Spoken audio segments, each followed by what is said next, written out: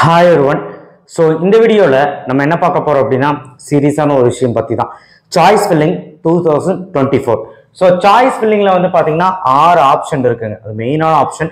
இந்த 6 ஆப்ஷன் தெரியாமே நம்ம வந்து ஒண்ணுமே பண்ண முடியாது. இந்த 6 ஆப்ஷன் மிக மிக முக்கியம். இந்த இன்ஜினியரிங் 2024ல வந்து பாத்தீங்கன்னா இந்த சாய்ஸ் ஃபில்லிங்கிறது மிக மிக முக்கியம். அதுல இந்த 6 ஸ்டெப் தெரியாம ஒண்ணுமே பண்ண முடியாது. நீங்க ஒரு காலேஜ்ல போய் சேரணும் அப்படின்னா இந்த 6 ஸ்டெப்பை கண்டிப்பா நீங்க தெரிஞ்சிருக்கணும். சாய்ஸ் ஃபில்லிங்ல ஒண்ணு. இப்போ இதை பத்தி பேசக்கூடிய சின்ன விஷயம், ஏன்னா தமிழ் பார்த்தோன்னு ஒரு முடிவுக்கு வந்திருப்பீங்க, ஏன்னா சாய்ஸ் ஃபில்லிங் பே பண்ணி பண்ணலாமா அப்படின்னு. சாய்ஸ் ஃபில்லிங்கிறது நீங்களா பண்ண வேண்டிய ஒரு விஷயம், அது பே பண்ணி பண்ண வேண்டிய விஷயம் கிடையாது. கவர்மெண்ட் என்ன சொல்லுதுன்னா, டிஎஃப்சிலையும் சரி எல்லாமே என்ன சொல்றாங்கன்னா, டோட்டல் என்ன சொல்றாங்கன்னா, நீங்க தான் இண்டிவிஜுவலா அட்டென்ஷன் எடுத்து பண்ணணும். உதவி வேணும்னா டிஎஃப் சென்டர்ல போய் பண்ணலான்னு மட்டும் சொல்றாங்க தவிர ஐடி பாஸ்வேர்டு யாருக்கும் ஷேர் பண்ணக்கூடாதுன்னு சொல்லியிருக்கிறாங்க.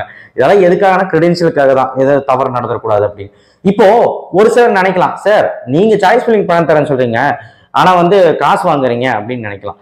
இப்ப இந்த காசு வாங்குறது அப்படிங்கிறது ஒரு விஷயம் இருக்குப்பா. என்னன்னா வந்து பாத்தீங்கன்னா, டோட்டலா வந்து பாத்தீங்கன்னா ஓப்பனா சொல்றேன், எனக்கு டெய்லி வந்து பாத்தீங்கன்னா ஒரு 200ல இருந்து 250 கால் கண்டிப்பா வரும். 500க்கு மேலே வரும், நான் அவாய்ட் பண்ணிடுவேன். 250 கால் அட்டன் பண்ணணும்னு வைங்களேன். இதுல ஒரு நம்பிக்கையான ஒரு 10 பேர் மட்டும் பே பண்ணுவாங்க. எவ்வளவு பே பண்ணுவாங்க அப்படிங்கிறதெல்லாம் என்னன்னு பாத்தீங்கன்னா ஒரு 500, ஒரு 1000 அந்த மாதிரி பே பண்ணுவாங்க. இது காரணம் என்ன அப்படின்னா, அந்த சாய்ஸ் ஃபில்லிங்ல வந்து பாத்தீங்கன்னா பே பண்றோம். இது எதுக்காக அப்படின்னா, நல்லா கேட்டுக்கோங்க. நான் உங்களுக்கு நெக்ஸ்ட் வீடியோலயே 2 வீடியோ கழிஞ்சு நினைக்கிறேன், 2 டேஸ் கழிஞ்சு நினைக்கிறேன். கண்டிப்பா நான் வந்து ஒரு விஷயத்தை நான் உங்களுக்கு பண்ண போறேன். இது உங்களுக்காக மட்டுமே. என்னடா இதெல்லாம் நீ பண்றதுக்கு நீ யாரா, நாங்க பண்ண மாட்டோமான்னு கேட்கலாம். கண்டிப்பா இது ரொம்ப ரொம்ப முக்கியமான விஷயம். இது நான் ஃபர்ஸ்ட் ஆரம்பிச்சப்போ ஒரு 500 பேருக்கு நம்ம சாய்ஸ் ஃபில்லிங் பண்ணி பார்க்கலாம். நான் தனியாக ஒருத்தன். ஸோ கண்டிப்பா வந்து வேலைக்கெல்லாம் ஆள் வைக்கலாம். அப்போ நான் தனியா வந்து பண்றேன்.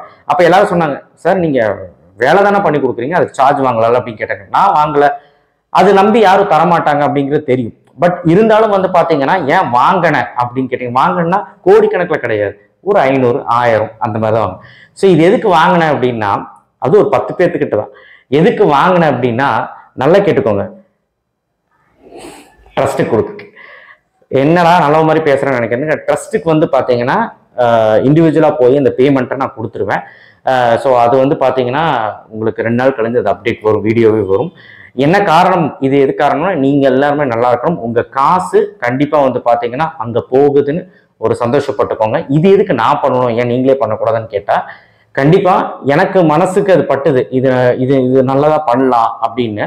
ஏன்னா ஒரு சில விஷயங்கள் வந்து பாத்தீங்கன்னா நான் ட்ரஸ்ட்ல போய் பார்த்தேன். அந்த குழந்தைங்களுக்கு யாருமே இல்லை. இங்க கோயம்புத்தூர்ல வந்து பாத்தீங்கன்னா மருதுமலை ரோட்ல நீங்க போய் பாத்தீங்கன்னா தெரியும். அந்த ட்ரஸ்ட் பேர் மறந்துருச்சு. ஆக்சுவலா உதவும்கரங்கள்னு நினைக்கிறேன். அங்கே போனீங்கன்னா கண்டிப்பா வந்து பாத்தீங்கன்னா மணிங்கிறது கொஞ்சம் ஸ்பான்சர் பண்றதுக்கு யாருமே இல்லை. எங்கிட்ட இருக்க காசு வச்சு ஸ்பான்சர் பண்ண என் குடும்பத்தை பார்த்துக்க கரெக்டா இருக்கு. ஸோ இது நம்ம பண்ணலாம், நம்ம பண்ணி கொடுப்போம், நம்ம வேலையை பண்ணுவோம். பண்ற வேலைக்கு நம்ம வந்து கொடுக்க முடிஞ்சவங்க கொடுக்கட்டும் அப்படின்னு சொல்லிட்டு உங்ககிட்ட கேட்கறேன். இது தப்பா இருந்தா மன்னிச்சிருங்க. பட் சாய்ஸ் ஃபில்லிங் ஹெல்ப் என்னவா இருந்தாலும் கேளுங்க, நான் பண்றேன். இது மணிக்காக மட்டும் இல்லை, நான் உங்களுக்காக மட்டும்தான் பண்றேன். இது சப்ஸ்கிரைப்காக மட்டும் இல்லை. நீங்க வந்து 12th இருந்து எனக்கு சப்போர்ட் பண்ணிட்டு இருக்கீங்க. அது மட்டும் இல்லை, இவ்வளவு சப்ஸ்கிரைப் வந்த காரணமே நீங்க தான். உங்களுக்காக நான் கண்டிப்பா பண்ணுவேன். பட் ட்ரஸ்ட்ல போய் நான் வந்து பே பண்ற அமௌண்ட்டும் நான் காட்டுறேன், எவ்வளவு வேல்யூவா நான் பே பண்றேன் அப்படின்னு. உங்க கருணை வந்து பாத்தீங்கன்னா, அதாவது உங்களுடைய பசங்களுக்காக நீங்க வந்து கஷ்டப்பட்டு நீங்க வந்து சம்பாரிச்ச காசு எங்கேயும் வீண் போகாது. அந்த கஷ்டப்பட்ட காசு கண்டிப்பா வந்து பாத்தீங்கன்னா படிக்கிறதுக்கு உதவும். நீங்க நல்ல சீட்டு வாங்கிக்கலாம். என்னை நம்பி நீங்க சாய்ஸ் ஃபில்லிங் பண்ணிக்கலாம் வேணும்னா. இல்லை அப்படின்னாலும் நீங்களா பண்ணிக்கலாம். தேங்க்யூ. ஒரு பிரச்சனை இல்லை. இப்போ இந்த 6 ஸ்டெப்பை பத்தி பார்த்தாலும் இது ஒரு சீரியஸான இஷ்யூ. ஏன்னா நிறைய பேர் வந்து பாத்தீங்கன்னா என்னமோ நம்ம பெரிய தவறு பண்றப்ப நினைச்சிட்டு இருக்காங்க. கிடையவே கிடையாது.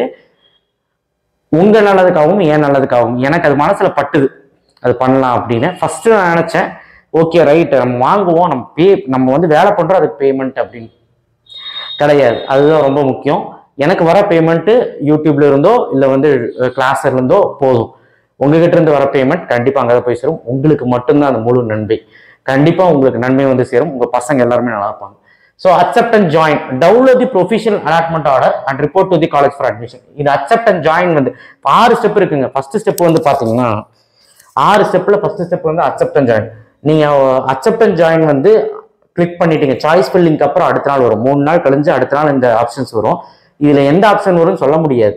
சரிங்களா? உங்களோட சாய்ஸுக்கு ஏற்ற மாதிரி வரும். அக்செப்ட் அண்ட் ஜாயின் அப்படிங்கிற ஆப்ஷன் இருக்குன்னா அந்த அக்செப்ட் அண்ட் ஜாயினை கிளிக் பண்ணீங்கன்னா டைரக்டா காலேஜில் போய் உங்க அலாட்மெண்ட் ஆர்டரை ப்ரொஃபஷனல் அலாட்மெண்ட் ஆர்டர்னு சொல்லுவாங்க, அதை டவுன்லோட் பண்ணி கொண்டு போய் காலேஜில் போய் ரிப்போர்ட் பண்ணிடணும். அவ்வளவுதான், 5 நாளுக்குள்ள. இல்லைன்னா சீட் வேக்கண்ட் ஆயிடும். அக்செப்ட் அப்போடுனா உங்க கிடைச்சிருக்க கல்லூரி 10வது கல்லூரின்னு வச்சுக்கலாம். ஒரு 40 சாய்ஸ் கொடுத்துருக்கீங்க, ஒரு 10வது கல்லூரி கிடைச்சிருக்குன்னு வச்சுக்கலாம். அந்த 10லயே கிடைச்சுன்னா 10 அவ்வளவுதான். மீதி 11ல இருந்து கணக்கே கிடையாது, 10 தான். அந்த 10க்கு மேல 9, 8, 7, 1 வரைக்கும் வந்து பாத்தீங்கன்னா என்ன கல்லூரி கிடைக்குதுன்னு அப்போர்டு கொடுத்து பார்க்கலாம். அது பேர் தான் அக்செப்ட் அப்போர்டு. இது கொடுத்துட்டீங்க அப்படின்னா டிஎஃப்சியில போய் நீங்க ரிப்போர்ட் பண்ணணும். அப்போர்ட் மூவ்மெண்ட் ரிப்போர்ட் பண்றது மட்டும் இல்லாம first graduation, post matric scholarship, 7 reservation fees அதில் காட்டாது. டிஎஃப்சிக்கு எந்த விதமான பணமும் கொடுக்க வேணாம். மீது எல்லாத்துக்குமே அதுல மென்ஷன் பண்ணிக்க ஃபீஸ் டிஎஃப்சியில கட்டணும். ஒரு 20,000 25,000 வரும். கவர்மெண்டா இருந்தால் 8,000 10,000 வரும். அவ்வளவுதான். ஸோ இது நீங்க போய் பே பண்ணணும். அது மட்டும் ரெடி வச்சுக்கோங்க. இந்த காலேஜ்ல போறவங்க 1.5 லட்சம் 1 லட்சம் அந்த காலேஜ் சொல்ற ஃபீஸ் வந்து கட்டணும். Accept and join. இது 2 ஆப்ஷன். ஒருவேளை நீங்க அலாட்மெண்ட் ஆர்டர்ல காலேஜ் அலர்ட் ஆயிருக்கு, அதாவது ஒரு காலேஜ் அலர்ட் ஆயிருக்கு சாய்ஸ் ஃபில்லிங்க்கு அப்புறம், அந்த காலேஜ் வேணுமா வேண்டாமுங்கிறத இந்த ஆப்ஷன்லாம். அதுல டிக்ளைன் அப்போர்ட் அப்படின்னு கொடுத்தீங்கன்னா எனக்கு இந்த காலேஜ் வேண்டாம், 10வது காலேஜ் கிடைச்சிருக்குன்னு வச்சுக்கலாம். 40 சாய்ஸ்ல 10வது காலேஜ் கிடைச்சிருக்குன்னா, 10வது பிஹெச்டில கம்ப்யூட்டர் சயின்ஸ் கிடைச்சிருக்குன்னா அது வேண்டான்னு சொல்றோம். டிக்ளைன் அப்போர்ட் கொடுக்குறோம். டிக்ளைன் கரெக்டாக வெயிட் ஃபார் அப்போர்ட். அப்போர்ட்ல ஏதாவது ரிசல்ட் இருந்ததுன்னா கொடுங்கப்பா, கொடுங்கப்பான்னா அது அந்த ரிசல்ட் வந்து 3 நாள் கழிஞ்சு ஆகும். சரிங்களா? அப்போ அந்த ரிசல்ட்டுக்கு வெயிட் பண்ணுங்க. அது வரல, அதில் கிடைக்கல அப்படின்னா அடுத்த ரவுண்டு போயிருவீங்க. அது கிடைச்சுன்னா அதுதான் ஃபைனல். ஓகேவா? ஆனால் டிக்ளைன் பண்ணிட்டீங்க, நீங்க டிஎஃப்சிலையும் எங்கேயும் போய் பே பண்ண வேண்டாம், டிக்ளைன் பண்ணிட்டீங்கல்ல. So wait for upward. அப்போர்ட்ல ஏதாவது காலேஜ் நல்ல காலேஜ் கிடைச்சா எடுத்துக்கோங்க, வரும். அதுதான் ஃபைனல், அது மாற்ற முடியாது. இன்கேஸ் அது வரல அப்படின்னா நீங்க அடுத்த ரவுண்டு தான் போயிருவீங்க.